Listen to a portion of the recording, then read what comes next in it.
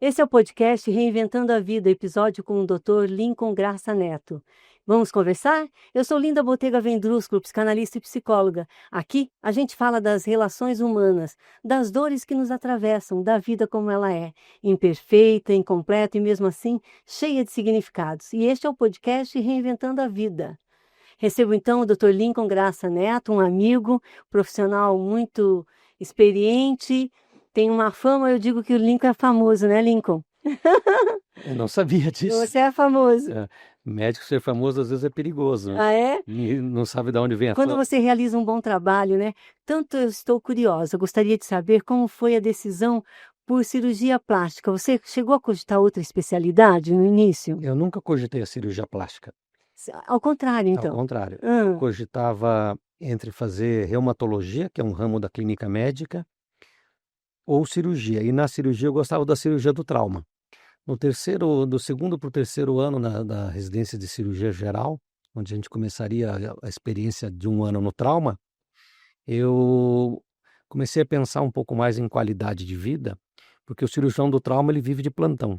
Então a vida pessoal, a vida até de consultório é um pouco Você conturbada. ponderou isso. Ponderei isso. E aí eu fui pensando em algumas especialidades e eu pensei para cirurgia vascular. No estágio da cirurgia vascular, o doutor Ricardo Moreira, que era o chefe da cirurgia vascular, ainda é chefe no Hospital Nossa Senhora das Graças, que me falou sobre cirurgia plástica. E eu fui conhecer o Hospital Evangélico, o setor de queimados, e gostei. Mas passei na prova e no primeiro ano quase abandonei. Porque eu vinha de cirurgia geral, a gente começa novamente uma residência, daí o foco do hospital era basicamente com queimados. Então, do ponto de vista cirúrgico, era um pouco desestimulante. E do ponto de vista clínico e de atendimento à população, era bem gratificante. Daí, o primeiro ano eu titubeei um pouco, no segundo ano as coisas começam a fluir melhor, daí tudo Seguiu em aconteceu. frente. Hoje a cirurgia plástica enfim, tem até consórcios, né, tem até consórcios, virou o sonho de muitas pessoas, principalmente o mundo feminino, ou há também procura por pessoas do sexo masculino? Essa pergunta é super pertinente porque a semana passada saiu a pesquisa da Sociedade Internacional de Cirurgia Plástica, que é a ISAPS, e a frequência de homens em consultórios de cirurgia estética, de medicina estética e de cirurgia plástica estética subiu de 5% para 35%. Nossa, É, significativo, né, esse super pulo. O significativo, 7 vezes mais. que que você pensa sobre isso, Lincoln? Eu fiz uma pesquisa para escrever um trabalho sobre plástica de pálpebras em homem e tem várias razões. A primeira veio com a pandemia, que as pessoas começaram a ter mais comunicação online. E a conversa online, você faz a maximização da tela e você começa a se olhar mais. Ah, A procura entendi. dos homens é muito voltada para a cirurgia de cabelo, de pálpebra e de pescoço. Em algumas fases também, daí obviamente não aparece na tela, é a ginecomastia. Então uma das razões foi a pandemia, que as pessoas ficavam maximizando a tela para reuniões online e viu muitas pequenas irregularidades ou algumas coisas que o tempo nos traz. A outra é a exigência do mercado de trabalho. As pessoas gostam de estar bem porque eles acreditam que estar bem faz com que você execute melhor ou venda melhor o teu produto. A aparência conta. A aparência. E a terceira é a longevidade. Como a gente está vivendo cada vez mais, do ponto de vista de saúde, as pessoas querem ter uma aparência que corresponda um pouco mais com a saúde e não com a idade cronológica. Então, que interessante. Interessante, hein? Como é que você maneja a demanda desse paciente que chega, independente se homem ou mulher, que chega com uma expectativa de rejuvenescimento ou com um ideal, né, uma aparência idealizada. É comum, né? É super comum. Eu tenho um paciente que ele fez plástica de pálpebra, ele, desde a primeira consulta ele fala brincando, mas toda vez ele repete a mesma coisa. Toda Eu brincadeira tem um fundo vou de de verdade. verdade. Vai me transformar no Brad Pitt. Vai me transformar no Brad Pitt. Tô quase ficando com a cara do Brad Pitt. Então eu acho que todo mundo idealiza um pouco ser parecido com alguém que talvez seja o teu ídolo ou que você acha bonito. Então é o difícil, né, trazer o paciente para a realidade e sem ser grosseiro e cortar o embalo, a emoção, às vezes a a vontade que ele tem de mudar um pouco a aparência ou melhorar alguma área, melhor dizendo, né.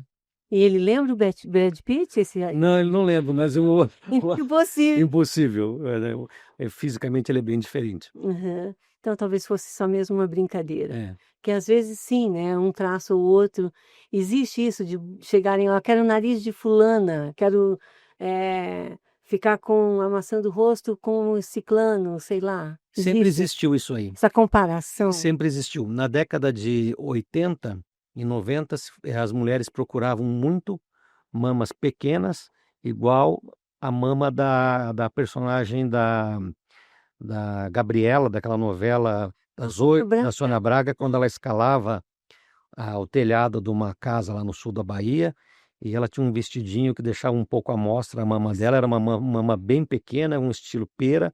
As mulheres faziam muita redução de mama e falavam: "Eu quero a mama daquele aspecto". Eu não fazia nem faculdade nessa época, mas o Pitangui contava essa história. Então, muitas pacientes procuravam também um pescoço, um contorno entre o mento e o pescoço, como aquela atriz que fez a personagem da bonequinha de luxo. Mas isso é possível? Depende do biotipo do É praticamente impossível, né, porque você vai depender de características físicas do teu corpo. A claro. gente pode melhorar um pouco flacidez, gordura localizada, mas a gente não consegue mexer em estrutura óssea, por exemplo. É bem difícil, né. Como é que se lida com esse tipo de demanda tão irreal, né, tão Ex idealizada, imaginária até? É super difícil. Tem uma cirurgiã aqui de Curitiba que, por um bom tempo, ela pôs um psicólogo no consultório dela para fazer uma espécie de uma triagem de quem estava pronto a se submeter à cirurgia ou não. Exatamente porque, alguns criam essa expectativa. À medida que a gente envelhece, eu acho que a gente cai um pouco mais na real, mas é muito comum em jovens. Os jovens, não adolescentes, mas o adulto jovem, principalmente as meninas, né. "Ah, eu quero uma mama bem grande, uma prótese bem marcada". É difícil, porque às vezes isso aí também tem a ver com moda, e a moda vai e vem, né. E a Então você cirurgia às vezes é quase que para o resto da vida. Então, interessante você abordar isso, porque bem me fez pensar em alguns casos que eu acompanhei na clínica, dos pais permitirem para a menina de 15, 16 anos colocar prótese. E aí essa menina, quando faz 20 anos, quer fazer explante, porque afinal as modelos não têm prótese. Algumas modelos famosas atualmente não têm prótese. Enfim, aquele volume começa a incomodar. Incomodar. Você Qual vê, que é, qual que é o teu pensamento sobre isso? E acontece? E é qual su seria a idade correta, sabe? eles dizem que o ideal é nunca colocar antes dos 18 anos, mas aí eu comparo com uma carteira de motorista. Aham. Então você faz 18 anos, hoje eu posso dirigir, eu posso fazer uma cirurgia de prótese? Eu acho que não está certo, que o principal é ter a maturidade. Maturidade para você entender o que você quer do teu corpo, para você conhecer o teu corpo e principalmente para você trabalhar com alguma, intercorrência que possa acontecer. Uhum. "Ah, mas as complicações em cirurgias estéticas são pequenas". Estatisticamente são, mas elas ocorrem. Pode ocorrer infecção, pode ocorrer, sangramento e pode ocorrer a necessidade da retirada da prótese por uma Há intercorrência um risco, pós-operatória. Há um risco. risco. Então se imagina se uma pessoa não está muito certa, não está muito claro para ela o seu próprio corpo, aonde ela quer chegar. Você imagina lidar com um dissabor no pós-operatório. Até porque na adolescência é um turbilhão de emoções, de apelos hormonais ali, É. enfim, não é Faz parte da jovialidade, né, essa fácil. intensidade, Exato. ser um pouco destemido. Mas e como é que você faz esse manejo quando vem? Porque, assim, o que nós estamos vendo atualmente é a dificuldade dos pais de dizer não para os filhos, para as filhas principalmente. Pode tudo. Pode tudo, Né, verdade. eu trabalho para você realizar O teus seu sonho. sonhos, goze a vida totalmente, né. É. Isso é um perigo, eles têm adoecido muito, falando da forma da saúde mental agora, né. Mas a cirurgia plástica entra muito forte nessa Muito. questão. Às Eh vezes buscar, na cirurgia uma frustração, né, uma exato. frustração. E tem outro aspecto que é a dismorfofobia. Aham. Às vezes a pessoa está super bem, está bem, mas ela se vê mal. E daí ela nunca vai Tem se uma ficar distorção da imagem, o que ela distorção enxerga da no imagem, espelho é outra coisa. outra coisa. E aí ela pode fazer a cirurgia, que às vezes não é nem tão indicada. A cirurgia pode ter um bom resultado, mas ela vai buscar uma outra cirurgia, porque ela nunca está satisfeita com ela mesma. Ah, então Tem se trata artigos do corpo aí, né? é, Tem algo. exatamente. Eles têm artigos que estimam que 20% da população que procura consultório de cirurgia estética tenha algum grau de dismorfofobia. Interessante. Interessante. A Preocupante, né? dificuldade também do envelhecimento, né? Desse envelhecimento. Super difícil. Eu lembro de uma paciente que me procurou, porque ela estava assim, um pouco repuxada, sabe aquela pessoa que você olha, que tem aparência de cirurgia plástica, assim? Ou algumas cirurgias. As pessoas vão ficando parecidas, né? Vão ficando parecidas. Elas ficam com o rosto semelhante de tanto fazer intervenções É, cirúrgicas. E é o ela estigma. é, A pessoa está estigmatizada. pois é, mas Você olha, não está bonito, não está elegante. não, Ela está estigmatizada, porque foi um resultado de hipercorreção.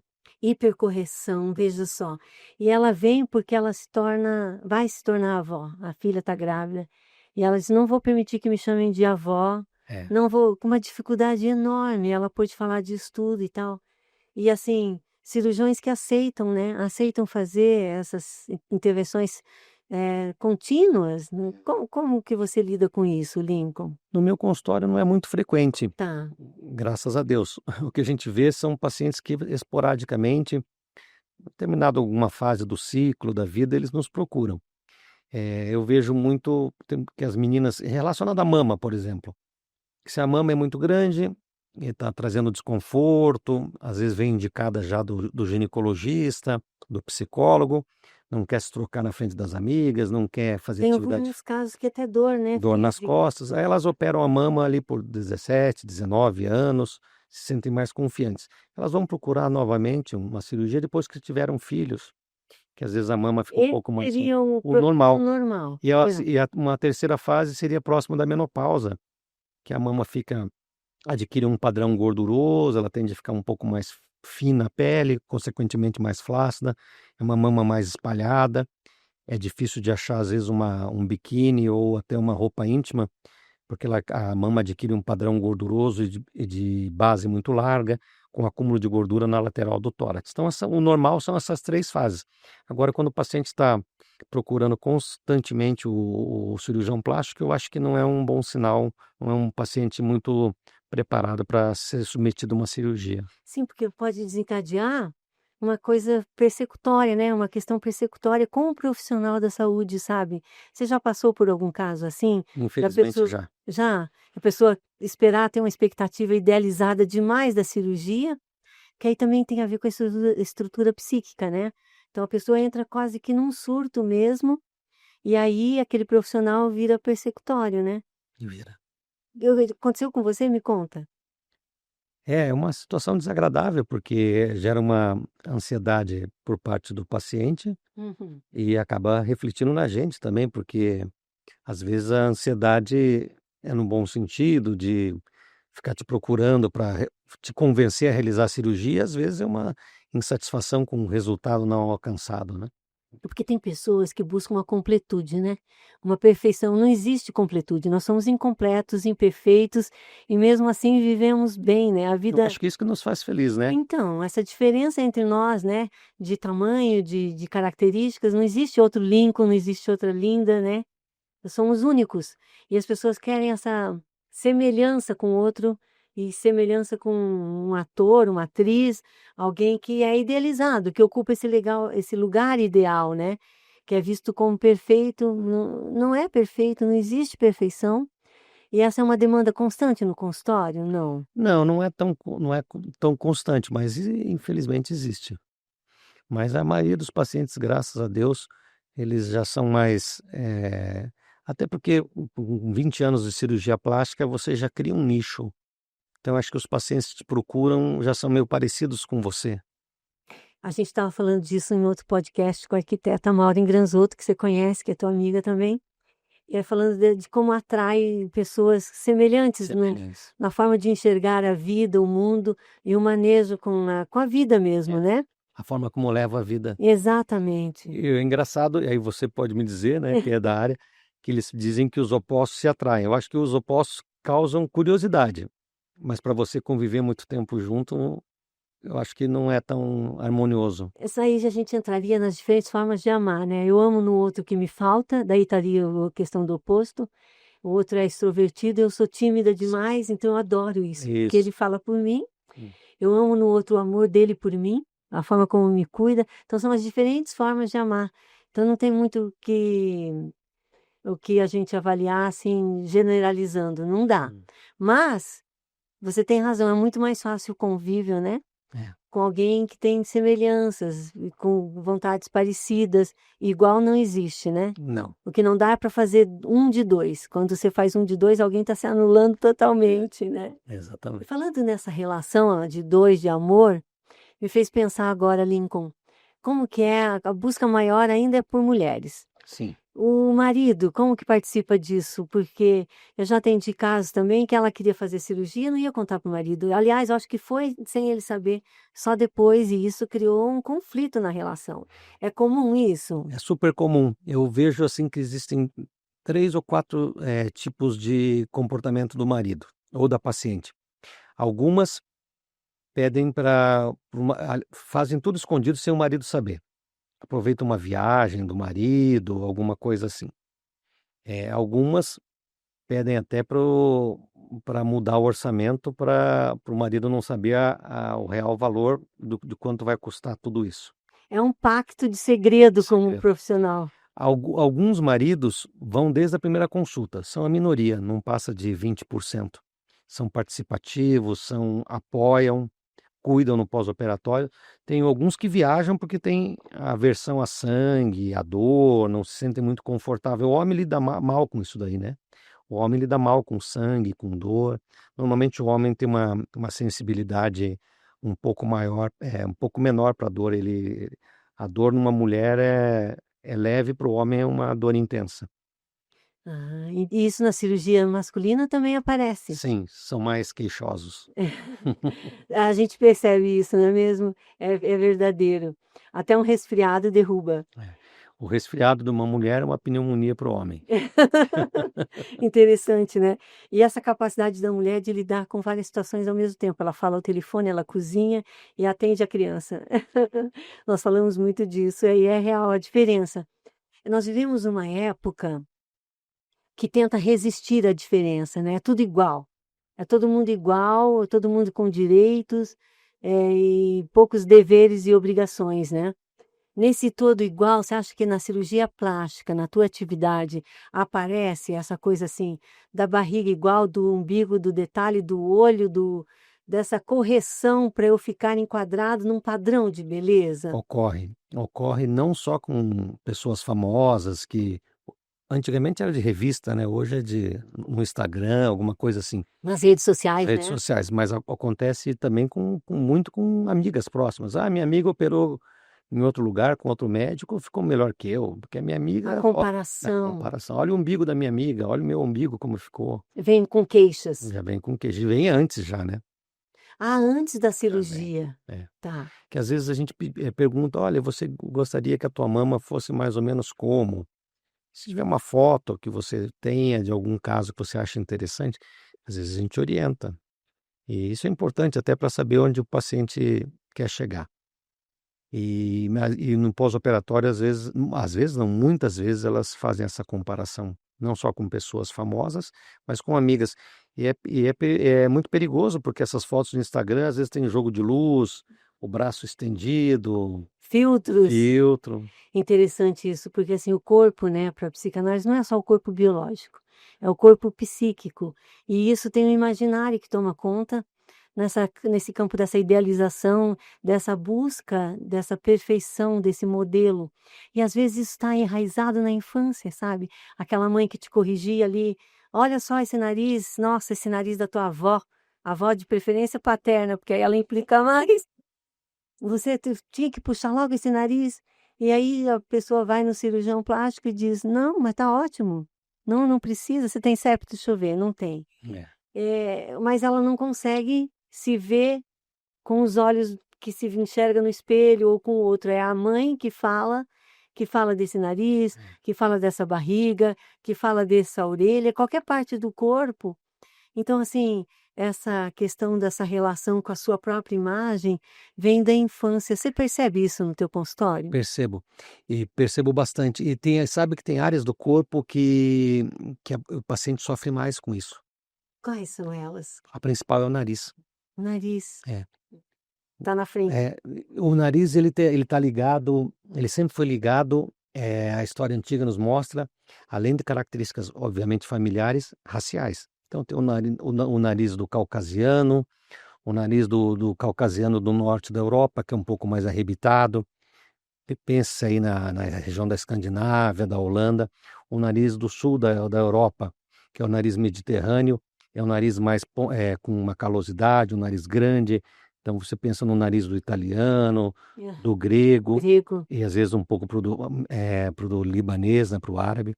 Aí tem o nariz negroide e o nariz asiático. E outra coisa curiosa do nariz é que muitos pacientes operam o nariz e demoram um pouco para se reconhecer. Então você veja como o nariz influencia, porque ele traz uma herança familiar e genética. E outra curiosidade do nariz é que o nariz antigamente era ligado à virilidade e à força. Então Ah, a primeira cirurgia interessante. plástica foi feita por um curandeiro, alguma coisa dessa forma, que chamava Chuchuruta. Chuchuruta. Chuchuruta é Aham. a primeira cirurgia plástica descrita no mundo. Naquela época eles faziam uma das formas de apenamento era a amputação do nariz. Por quê? Porque você ia ficar com um buraco e as pessoas iam saber que você foi apenado por alguma coisa errada que você fez. Então você andava com aquele buraco exposto, Era uma punição. uma punição. E o nariz estava. Por que a punição? Porque estava no meio do rosto, todo mundo ia ver, e porque o nariz tinha a ver com virilidade e com força, força física, É como se sexual e tirasse mental essa força, essa virilidade da pessoa. Era nos homens, então? nos homens. E aí o Chuchuruta desenvolveu um retalho que a gente faz até hoje, chama médio frontal, que tira a pele da testa e recobre o buraquinho para fazer a reconstrução do nariz. E se recupera a Aqui pele? fica uma cicatrizinha, um risquinho. Ah, tá. Mas se faz até hoje, né? Hoje mais para sequela de trauma e principalmente para sequela de perda do nariz por uso de cocaína. Ah, sim, câncer não? Câncer Câncer de pele também, em alguns casos, quando ele é muito agressivo. Você falou em cocaína, quais os efeitos nesse nariz, por exemplo, do uso da pessoa Cocaína, viciada em cocaína, dependente químico? então, tem casos muito graves, né? De perfuração de septo, porque a cocaína é um vasoconstritor. Então, quando o paciente usa a cocaína, ele vai aspirar a cocaína e onde ela encosta na mucosa, ela vai fazer uma feridinha. Esse processo inflamatório crônico pode fazer uma perfuração do septo, pode fazer sangramento, e essa perda do septo vai fazendo com que o nariz caia. Então, o nariz fica como se fosse uma amputação de nariz sem haver trauma externo, uma amputação, a perda do nariz por um consumo do septo e da mucosa por dentro. É bem comum isso aí, infelizmente. Que loucura isso, eu não sabia. Interessante, interessante isso que você traz, né, para a gente conversar sobre. Qual é a parte que as pessoas mais procuram no teu consultório de cirurgia plástica? Rosto, corpo? No meu consultório hoje está mais voltado para cirurgia de face e para cirurgia de mama. Eu acho que 60-40. E a lipoaspiração, que é uma das cirurgias mais realizadas no mundo ainda, estéticas, né? Às vezes ela está em primeiro lugar, às vezes está em segundo. Esse ano foi a pálpebra, como eu citei anteriormente, porque os homens começaram a fazer muita cirurgia de pálpebra. Então ela passou a cirurgia de prótese. E a lipoaspiração ficou em terceiro. No meu consultório não é tão comum, mas a gente vê muito a lipoaspiração no consultório dos mais jovens, porque é uma cirurgia que demanda muita força física, muita energia. E agora com essa vinda das tecnologias, que é o Argo, o Renuvium ou o BodyTite, ela passou de uma cirurgia de 2, 3 horas para uma cirurgia de 7, 8 horas. Então são cirurgias longas, cansativas, e acho que o jovem aceita melhor e dá conta disso aí Fisicamente, fisicamente. né. É um trabalho físico, claro. Aham. E, você em nenhum momento se questionou por que que eu escolhi cirurgia plástica, quando você se depara com a insatisfação de algum paciente? Diariamente. Sério? Me conta um pouco sobre isso. Sobre a minha preocupação? Sim. Ah, sim, porque a cirurgia estética é a única cirurgia que você sai da tua casa para operar como paciente, sem ter dor, não pode estar espirrando, não pode estar Você está bem e vai se cortar. vai se cortar. Então todo corte envolve anestesia, envolve riscos e de sangramento, de infecção. Então você vai tratar de pacientes plenamente saudáveis, sem febre, sem dor.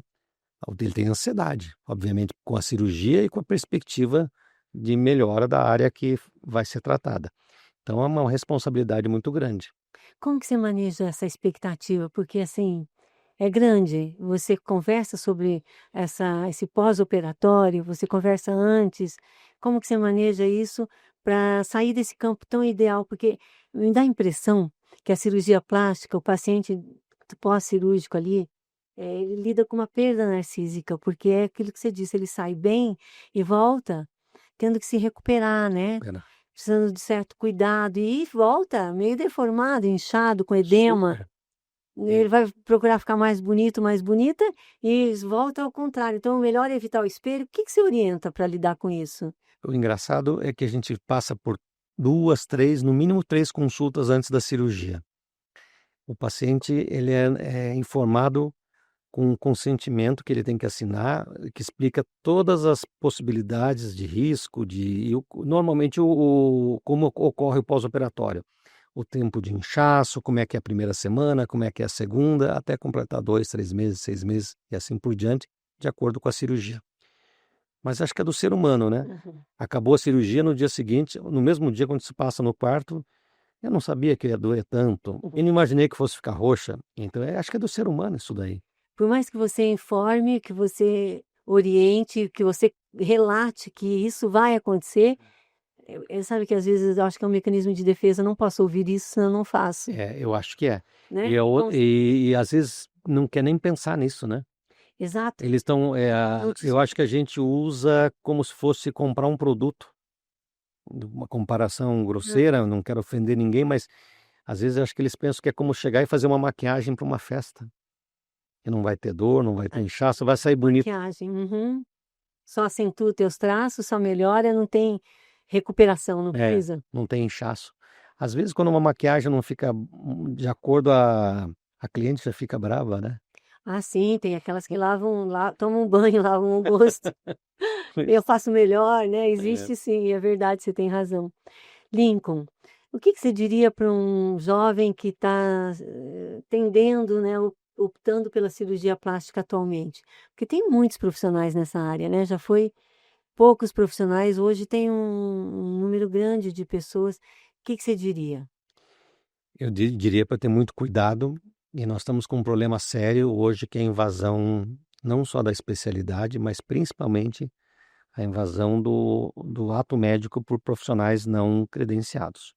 É, toda hora tem Não um habilitados, noticiário, né? né? Eles não são habilitados, Não eles são podem, cirurgião plástico e não, estão operando. e não são nem médicos às vezes. Nossa, que sério isso. Como aconteceu recentemente aqui no nosso estado, até na Sociedade de Cirurgia Plástica a gente fez uma campanha, e agora a gente vai pôr outdoors na cidade de Guarapuava, indicando quem são os cirurgiões plásticos da região, com o CRM e a qualificação da especialidade. Eu acho que a pessoa que quer seguir a carreira de cirurgião plástico, ele tem que ser bem determinado, porque é uma carreira muito longa, são mais 6 anos no mínimo, e eu acho que as redes sociais têm um lado super positivo, mas ela cria uma falsa expectativa que você vai virar um especialista conhecido da noite para o dia. E a gente sabe E que não é assim. não é assim, a vida não é assim. Então, Você tem que construir essa carreira. construir. Tá. Eu gosto muito de uma frase do Dr. Odilon Loyola, que foi uma referência em cirurgia plástica aqui em Curitiba, que se aposentou há uns 2, 3 anos, que ele dizia: tenham calma, façam bem feito, com calma, tentem sempre atender com ética, com respeito, que no momento adequado você vai ser bem remunerado, você vai ser reconhecido, é isso que vai te trazer tranquilidade. O reconhecimento vindo, vem também a questão financeira. É questão Uhum. financeira. Ok, Lincoln. Bom, eu fiquei pensando assim, quanto a família, né, o familiar influencia nesse resultado, né? Lembro de alguns casos que eu atendi, que a pessoa estava satisfeita, era uma mulher, satisfeita com o resultado da cirurgia, mas os filhos criticavam, sabe? Não gostei, ficou esquisita, você está estranha. Essa é bem bastante comum também, às vezes o marido.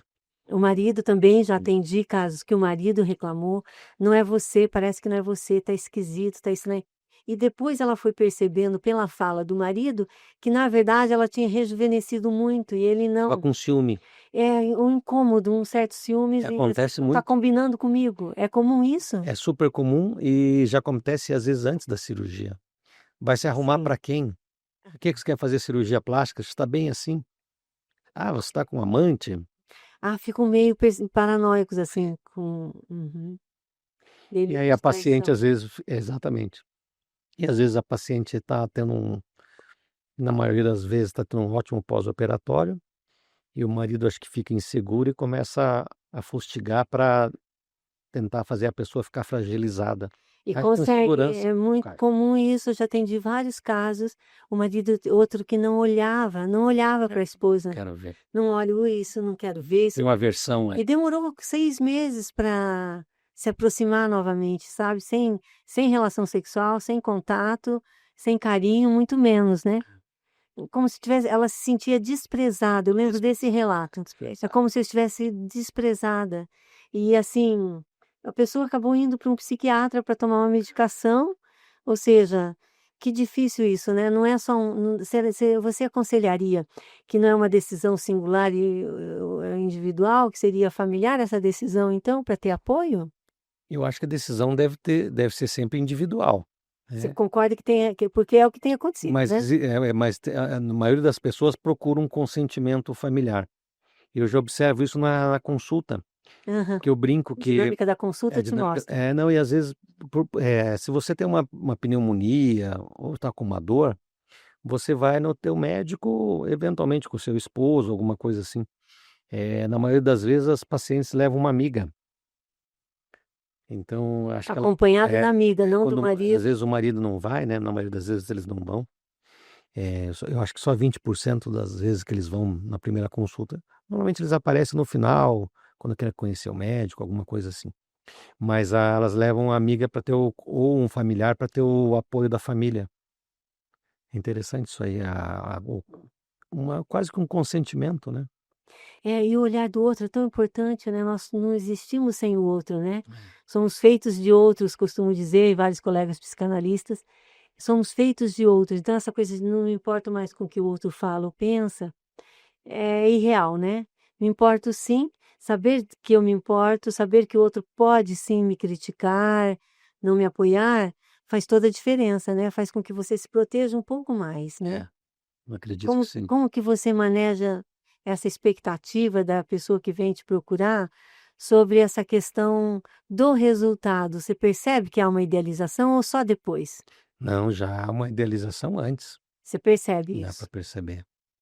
E elas conseguem te ouvir ou não também, como a questão da recuperação pós-operatória? Eu acho que isso depende muito, obviamente, da personalidade da pessoa, Aham. e eu acho que outra coisa que influencia muito, que eu vejo, é a idade.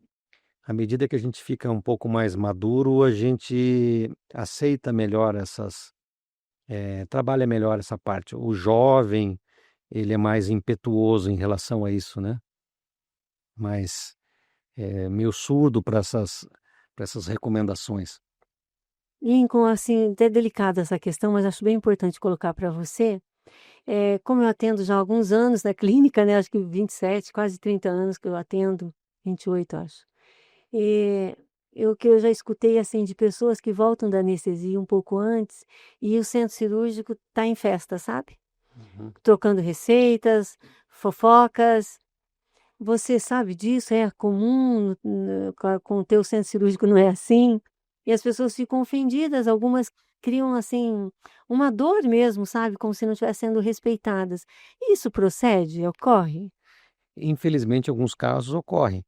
Eu me lembro quando eu fazia faculdade, na década de 90, que a gente entrava no centro cirúrgico da Santa Casa daqui de Curitiba, parecia uma igreja, de tão organizado e tão silencioso. E era uma coisa de tradição desde a época do Dr. Mário de Abreu. Todo Mas mundo concentrado. todo mundo concentrado. Às vezes, quando a salinha do cafezinho, do estar médico ou dos funcionários é um pouco próximo, ali é um ambiente de descontração, que Aí é tudo bem. tudo bem. mas o respeito é fundamental, né? Até porque o paciente está Claro. fragilizado com a dor, com medo da cirurgia e está numa recuperação, ele está super inseguro. Então, qualquer palavra mal colocada ou dita no momento errado é perigosa. Tem alguns que voltam da cirurgia chorando muito, né. O Alguma efeito da anestesia? da medicação, né? Hum. Então tem pacientes que relatam muito: "Olha, eu usei tal medicação que para todo mundo faz uma sedação, eu fiquei eufórico". Então tem essas Essa singularidade singularidades. precisa ser levada em conta.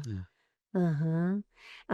Eu já escutei de um profissional da cirurgia plástica dizer assim: o erro quando o paciente escuta a festa no centro cirúrgico é do anestesista que não deu a dose certa, É. por talvez num mecanismo de defesa do profissional. Se o paciente tem um mecanismo de defesa de não ouvir tudo que você alerta que vai fazer parte dessa recuperação pós-cirúrgica, os médicos também são pessoas, né? É. Então também tem mecanismos de defesa. Talvez você ache que fazer piada, trocar receitas é um mecanismo de defesa ou é uma falta de respeito? Eu acho que se você está na tua cirurgia ou no estar médico, são momentos diferentes, né. Se você está na cirurgia, é um momento de concentração, né. Você defende isso? Eu defendo isso. Eu acho que o momento que o paciente pode ouvir alguma coisa é quando ele já está na sala de recuperação anestésica, que também é um momento delicado, porque ele está acordando da anestesia, ele vai ficar de Claro. 2, 3, 4 horas. Então, eu me lembro de um centro cirúrgico aqui em Curitiba que a enfermeira responsável pela sala de recuperação, além de cuidar da temperatura, sempre bem aquecida, ela põe uma musiquinha como se fosse uma musiquinha de meditação, É um um acolhimento, não é? É acolhimento. um colo. É. E uma vez ela levou uma essência, como se fosse um floral, uma essência para os pacientes ficarem mais tranquilos, mas a essência não podia, porque a vigilância sanitária não Sim. permite. Mas você veja que é Então a acolhimento. ideia não É, foi ruim, a né? ideia foi ótima. E só essa postura dela de acolher, de se preocupar, mostra isso faz a diferença num Faz, profissional para faz, o outro, não é mesmo? faz. Seja da enfermagem, dos Em médicos, não qualquer lugar. importa, em qualquer lugar. É. Exatamente, esse acolhimento, né. Será que estamos caminhando para uma coisa muito mecânica?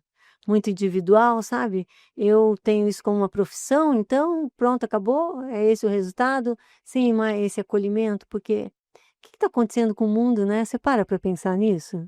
Penso bastante. Hum, Penso porque eu trabalho com pacientes, com gente, e eu trabalho numa área de prestação de serviço, então claro. a gente tem que tentar ter essa sensibilidade. E também porque eu sou pai, então eu penso no futuro em relação aos meus filhos, né, como é que o mundo se vai continuar nesse ritmo, aonde vai parar. Pois é, porque as pessoas estão adoecendo, né.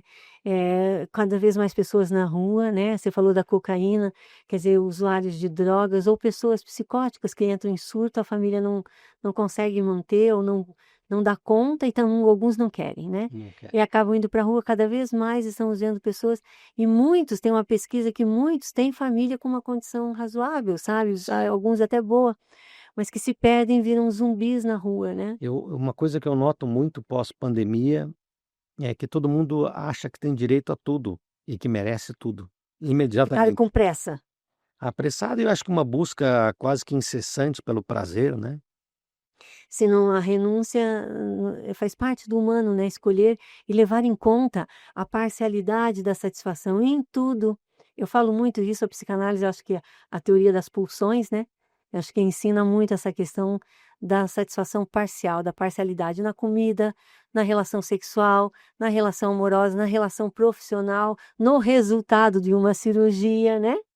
É parcial. A completude me faz pensar, eu gosto de exemplificar, como a questão da obesidade mórbida, sabe, que só um guindaste tira da cama. Uhum. Comer 20 pizzas, ou seja, comer até explodir, né, ou seja, ela é mortífera e aí entra o que você está falando dessa preocupação.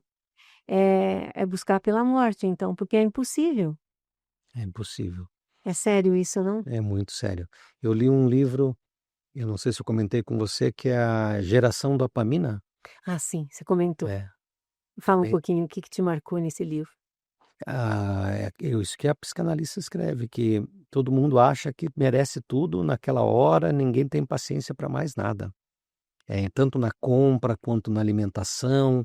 Você vai pedir uma comida, você quer que ela chegue mais rápida, que ela chegue quentinha, que ela chegue saborosa. Tanto faz se for uma entrega por motoboy ou no restaurante. Não vê a diferença e não tolera a falha no outro, né, porque somos seres falhantes, Exatamente. faltantes. Bem isso mesmo. É difícil, a gente tem que fazer o contraponto, né, talvez com essas conversas nas redes sociais, não deixar só asneiras e absurdos, né, ter algo que faça pensar também. Essa é uma preocupação que eu tenho, sabe, eu percebo que você também. Que bom. Não podemos perder isso daí. Não, precisamos continuar conversando, ponderando, que não há completude, que não há uma satisfação plena e nenhuma perfeição, que tem que ser levado em conta, pelo que você está trazendo aqui da cirurgia plástica, que é singular, os traços dessa pessoa, as É. características físicas, né? Cada um tem a sua identidade, né.